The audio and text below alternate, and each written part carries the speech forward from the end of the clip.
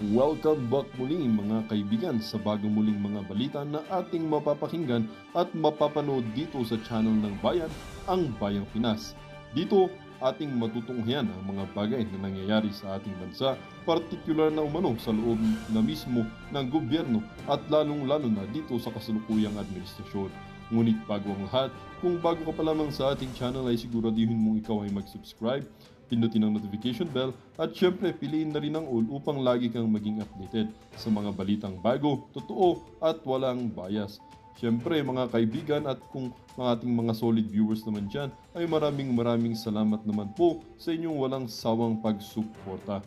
At huwag din pong kalimutang magpakita ng suporta sa ating channel sa pamamagitan ng pag-like at pag-share sa ating mga videos. At syempre mga kaibigan, kung meron ka naman pong hinaing at opinyon, ang ating comment section ay bukas para sa inyong mga opinyon at mga hinaing at kung ano po ang nais nyong sabihin sa ating mga gobyerno upang mabasa na ito.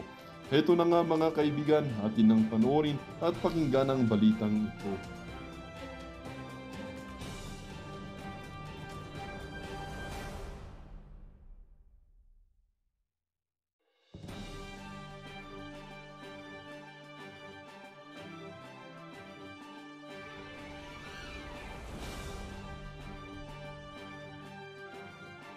To 11 a.m. tulog na ako. Sinandan ako ng media advisory, VP Sara Duterte, via Zoom, November 22, 2024, 6 p.m. So, alas 3 yun ng hapon, ng madaling araw dito. Alas 3 ng madaling araw dito sa akin. So, naborlog na ako, napagod ang lola ninyo. So, meeting code, 8, blah, blah, blah, password, da. So, So, sayang I missed it. I just woke up po. So, yun. So, anyway, pinakinggan ko muna bago tayo magkuda dito. Doon sa interview na ito, media advisory or media and blogger advisory, sayang pagkakataon na sana ng ating alindog na magtanong for the first time sa ating Vice President, but that's okay. At least naman, nakapagbigay ng mensahe ang ating Vice President na kung saan ikinuwento niya kung anong klaseng pagigipit ni Martin Romualdez, ni Lisa Tanas, at si Bangag Jr. Tandaan niyo sa vlog na ito, laging yung tatlong ugok na yan, okay, kasama ng kanilang mga grupo ng mga sindikato, lagi yan dito, hindi yan mawawala sa ating vlog.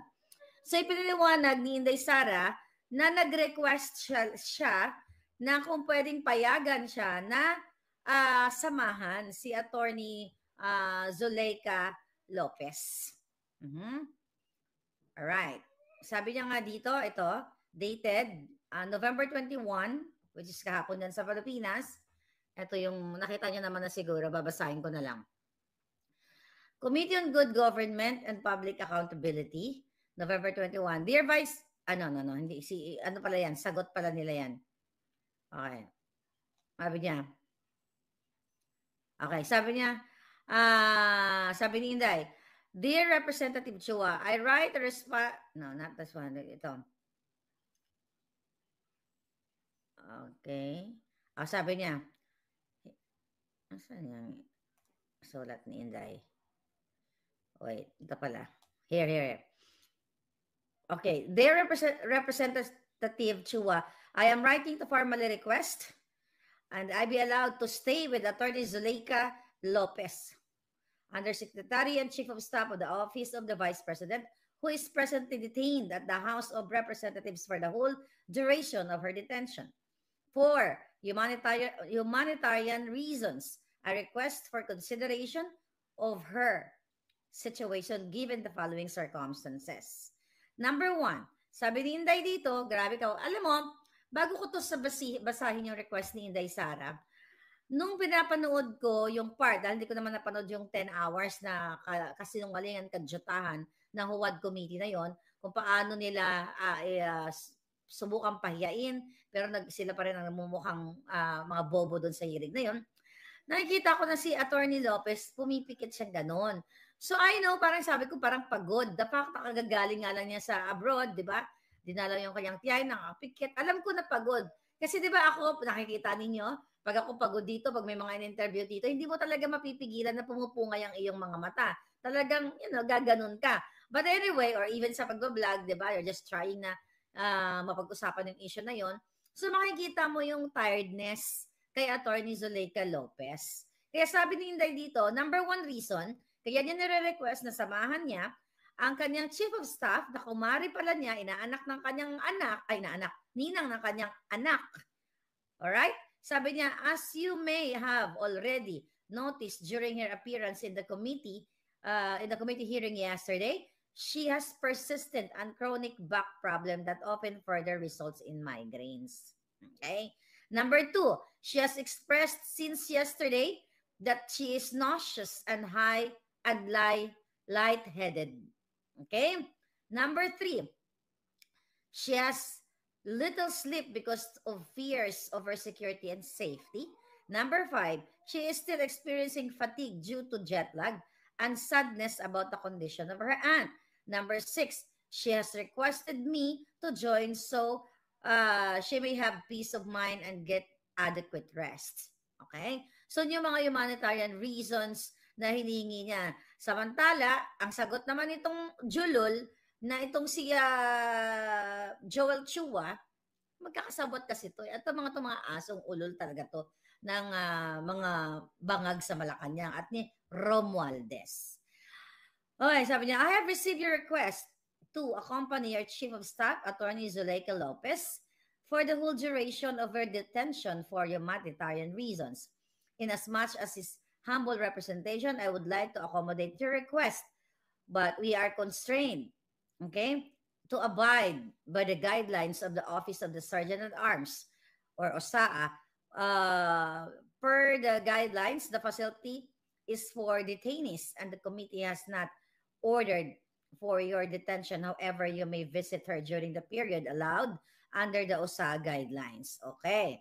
Sinagot uli ni Inday Sara yan. Sabi ni Inday, I write in response to the reply to my request to accompany Attorney Zuleika Lopez for the whole duration of her detention at the House of Representatives. I would like to inform you in advance that I intend to visit Attorney Lopez daily for the full period of her detention with the bounds of the guidelines pertaining to persons under custody of the Office of the Sergeant at Arms. So pinapaalam ni Inday na, mag-stay siya doon everyday hanggat nandoon detene si Attorney Lopez. And now, sumulat din si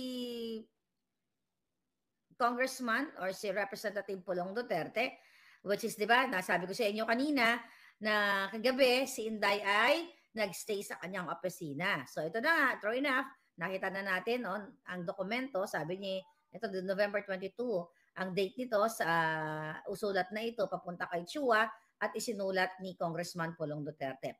Sabi niya, this representation is writing to respectfully inform you that I have given my sister, Vice President Sara Duterte, for unconditional permission to stay indefinitely in my office to discharge her day-to-day duties. The Vice President's stays will also correspond to her visits to USEC Zuleika Lopez and other OVP personnel who are currently detained under the custody of the Congress Office of the Sergeant at Arms in the Legislative Security Building of the House of Representatives. I guarantee that no illegal acts or unlawful activities shall be committed by the Vice President, her security, and other personnel during her stay. Okay. So, yung nagchika boom boom sa atin ng mga insider ay talagang totoong yun na nga, pinatayan ng kuryente si Inday Sara dahil dun sa kanyang 1 hour, more than an hour media advisory or press briefing, press blogger briefing few hours ago, ay sinabi niya doon na, okay, sinabi niya doon, mga kababayan, na siya nga ay yung security doon, okay, ay pinatayan siya, ay hindi, kinakausap siya na papatay na daw nila yung ilaw kasi gusto nilang ang kuryente kasi gusto nilang ganun daw yun, yung ginagawa sa Congress para makatipid. Di ba? Kaya nga sagot ni Inday, patayin nyo na rin yung tubig. Di ba? Putulin nyo na rin yung tubig. Iba din talaga to si Vice President. Putulin nyo na rin, sir, yung tubig. I wish I can be like her, no? Na ang lakas mga asar. You know? Very sensible at very, punong-puno ng sense of humor, smart, everything. You know? Akala mo talagang lumanay, pero talagang tagos sa buto yung kanyang hindi yun pang-aasar actually, pangsupla sa mga buwaka ng Genemes. Really? Papatayin ang kuryente, jutang, alam nyo mga palangga, okay? Doon sa mga hindi nagmumura, i-mute nyo na lang yung bunganga ko kapag nagmura na ako. Kasi yung mura ko, hindi ko naman yung ginagawa sa daily life ko na dito sa loob ng bahay na yung mga kaibigan or family. Hindi ako nagmumura sa daily life. Daily dealings ng buhay ko. Kaya yung mga putang ina na mga buwaka ng ina, dito lang yan kasi disturb yan ng mga politiko. Kung pwede nga nang gumun ko sila tanan, alam mo yun, kung pwede ko nga nang lunukin sila lahat, okay? At isuka ko sila after, I will do it. Diba? Kasi sobra yung pambababoy nila. Itong mga sinasabi ng papatay nila, ang Vice President ng kuryente, sinabi ko na kanina, ito ay what? Ito ay political harassment. Kasi yung hayop na Martin na yan, nabanggitin kanina ni Inday na bakit siya makikinig sa isang Martin Romualdez. Sa mga dinadakdak ni Martin Romualdez, no, dapat magkapunta na lang dyan sa Kongreso, magpaliwanag. Tangay na. Yung hayop na Romualdez na yan, nabanggit na nga ni Inday, na dito, nailagay na yan sa Korte ng Amerika na tumanggap sa dokumento, sa Korte ng Delaware Court na siya ay sangkot o tumanggap ng multi-million dollars na bayad sa kanya suhol sa paggamit, pang-aabuso ng kapangyarihan para gipitin ang Okada, Manila. Pero hindi yan ang topic natin dahil nabanggit lang ni Inday yung bribery. Ngayon, mga kababayan, hindi pagtitipid, panghaharas, pangtatraidor, pangtataksil, pangbubuska, pangjutang ginina ang ginagawa ng tambaluslos na yan at ang gobyerno di bangag. Kaya nga sabi ni Inday, during that media briefing, okay, or press conference, Zoom press conference, mga kababayan, ang sabi niya, sir, sige, okay lang, patay nyo lang din yung tubig. Yun na, parang ganun yung konteksto, basta lang meron kaming sasaksakan ng like charging station something. Tipid! Pero mga hayop kayo, yung pera ng bayan, binibili nyo lahat, ng babae, luxury items, bahay, pulburon, lahat, hinahakot nyo, tangina marunong pa kayo magtipid-tipid sa ilaw, pero yung kinakawat yung mga animal kayo. Oh, ngayon, tanongin yung mga holy dito. Yung mga holy na mga ayaw makinig ng mura, just get out. Okay, may nakarating lang kasi sa akin. Anyway, may nakarating lang kasi akin, chuchu-chuchu. Okay, wag na lang. Okay. Diba? Nanonood ka pala, nasasaktan ka sa mura ko. Bakit ka pa nakikinig sa akin? Nasasaktan ka kasi nagnanakaw ka rin. Lang nasasaktan lang naman sa mura ko yung mga kawatan. Yung mga nasa gobyernong makawat. Masasaktan ka ba sa akin kung hindi ka nagnakaw? Sabi ko nga sa inyo, hindi ako nagmumura sa buhay ko everyday na nagkipagsayahan ako sa kaibigan ko o sa family ko. Nagmumura lang ako dito sa screen na ito para tumagos. Tumagos sa putang inang Romualdez na yan. Nandiyan tumagos sa giti ni Lisa. Yan tumagos sa ilong ni Bangag na laging sumisingot. Kaya ako nagmumura. O yung mga Ilonggo dyan, hindi kami nagmumura ng putang ina. Iho di puta lang. Diba? Hindi kami sinaantigo sa mga jutang ginina sa Maynila. Hindi kami ganyan. Okay? But anyway, mga kababayan. Alright. Nakakagalit. Okay? Dahil nga sabi nga ni Inday doon kanina, alam mo, cool na cool. Parang I wish, no? Paano ba maging Inday? Pero anyway lang, stay calm, cool. Iba-iba naman tayo ng personality eh. Pero nakikita mo yung firmness, yung tapang ng isang, well, Vice President si Inday, kaya hindi siya talaga pwede maging, hindi naman siya pwede, di ba? At ang nakakatuwa pala doon pala, bago ko makalimutan, during that meeting na yon, Zoom meeting na yon, loko din talaga to si Inday na parang sinabi niya na, doon sa isang reporter na nagtanong, parang, baka sa Monday, ako na yung ako, sabi niyo kay Martin, baka ako na yung maging ako na yung vice president. Parang siya na yung speaker doon. Wala parang parang ang konteksto, wala nang babalikan si Martin Romualdez doon sa House of Representatives. Okay? Si Inday na yung maging speaker. Why not? Yung mga jokes, yun yung mga sense of humor, very smart na, pang inis ni Inday kay Tambaloslos. Ngayon, mga kababayan, sinabi ni Inday na, yun na nga, okay. So far, okay naman na nasa high spirit naman si Attorney Zulaika at she's well so far. But of course, syempre, na doon ka sa isang detention center. Pero happy naman siya for sure kasi doon si Inday Sara, di ba? Magkakumari sila. Pagtsikahan nyo na lang dyan si Tambaloslos kung paano mag-ika-ika. Tapos si Lisa Tanas. Parang penguin ng butang ina. Anyway, kaya di ba nangako si Inday na nasasamahan niya naman talaga yung kanyang mga staff just in case na sila ay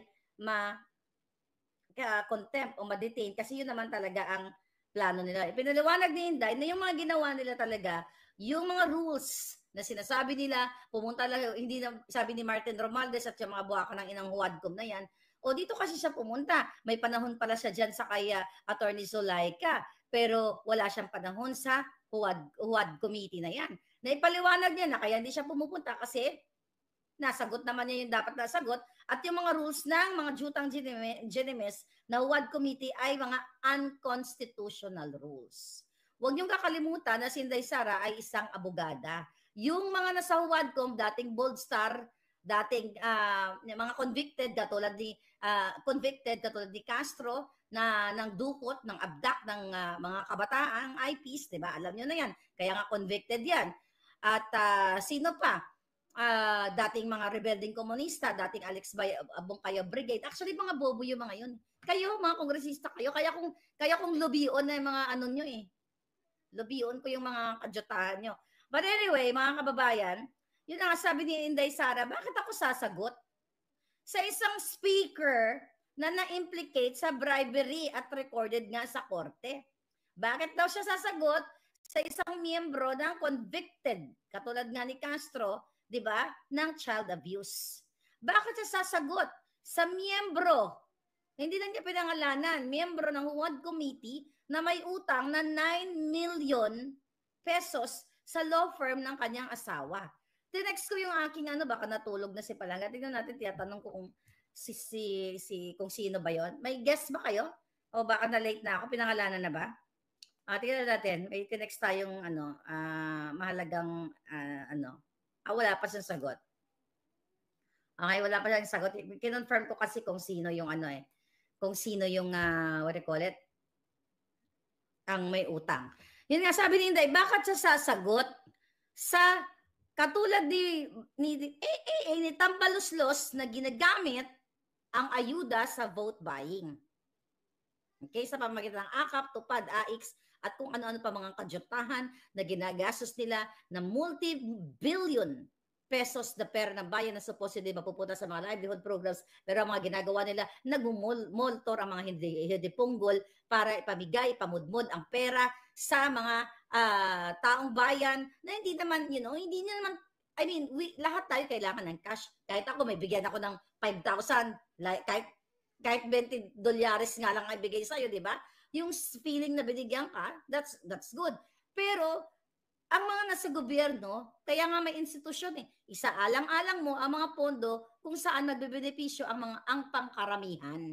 Hindi lang yung isang grupo, isang barangay, dalawang barangay, tatlong barangay, kasi distrito mo yun, kasi gusto mong manalo sa eleksyon. Yaan yung konteksto ng pinag-uusapan at sinasabi ni Inday Sara. Kaya sabi nitong tambalusosado, di dapat lang siya sumipot at mag-oath at magsalita at mag-explika, bulol pa. Ganito talaga yung pamilya ng mga bangaga, no? Diba? Mga pitla, malang utak, nag-aral pa daw sa tanyag ng... At saan ba nag-aral yung hayop na yan? Hindi ka makabuo ng isang matinong sentence. Lagi nakaganon ang dila. Baka lagi nakasubo ng pulburon. I don't know. Sinisingot pala yung pulburon. Okay, kaya ang sagot ni Inday dyan, kilala ko siya as Martin Romualdez. But I did not vote for him for congressman. Ang ibig niya sabihin, kung siya ay taga Leyte, 'di ba? 'Yan ang sabi ni Inday doon, taga Leyte. Bakit daw niya papakinggan si Romualdez? Kasi kilala niya as Martin Romualdez. Sabi ni Inday, I did not vote for him for congressman and speaker. Huwag niya akong pagsabihan kung ano yung dapat kong gawin. Truly. 'Di ba? Ang hilig-hilig nilang ganoon eh, 'di ba? Yung mga kongresista, gusto nilang utusan ka kung anong gusto nilang makinig. Gusto nilang marinig diyan sa Congress, sa House of Representatives na yan. 'Di ba? Kasi mga bugo nga. Mga bugo, mango, mabaho ang joto. Sorry palang, takpan nyo na lang ang ears nyo. Okay? Ay, nako, giatay. So, ngayon, ang sabi pa ni Inday Sara doon sa kanilang Senate hearing, yun nga, bakit siya makikinig sa mga julol na ito? Ako lang nagsabi noon, hindi niya sinabi. Basta pag mga word na ayaw pakinggan ng mga Jotang Ginemes, akin yun, ha? Alright. Ay, nako, gusto ko malaman, kaninong 9 million? Kaya si Suarez kaya may utang sa kanya? Madam Harlika, good news galing sa vlog ni General Meltran TV, galit na galit sa ginawa nila kay VP. Maganda na tayo sa EDSA kasi darating na ang 75th o 75 Infantry Battalion. Alright? I hope, yun ang sabi ko, mag-speak up day na kayo eh. Ano pa gano'n ang ginahulat nyo? Although siling ni Inday, mag-focus na lang kayo. Wag may mga gustong magbisita sa kanya doon, mga kaibigan at ibang mga politiko. Ang siling ni Inday, hindi na, wag na kayo pumunta kasi ganyan, weekend and magtrabaho na lang kayo dahil mas importante yung inyong trabaho. Nakikailangan yung kumita ng pera. Totoo naman yun. Okay, totoo naman yung sinabi ni Inday. Concerned siya dito sa mga taong ito. But I think you're right, Mr. Latigo TV. Pakilatigo mo nga sila pala. Regaluhan kita ng latigo. Ano mong gusto mong kulay ng latigo? Yung may ahas? Ganun ang putang yan. Anyway, mga kabalangga. Kaya sinasabi ni Inday, I will not answer to members of the House of Representatives. Okay? Kasi nga, paulit-ulit pa lang, hindi pa nga si Inday nagre-resign. Alam niyo na to eh. Dahil sa ating mga puting ahas, di ba? Sabi ko nga, November, bago exact statement, well, August pa lang, nagsasalta na tayo ng 2022. Andun pa si Inday. Ang sabi nga natin doon, Inday, saan lang ka magsasalta, Inday? Di ba? Nagagalit pa kayo. Ismali ka si Inday, ganun. Nandyan pa kay Bangag. Kailan ba magsasalta yan? Binubudol na tayo. Lahat nangyari. Ano sabi ng puting ahas sa inyo? November 18, of 2023.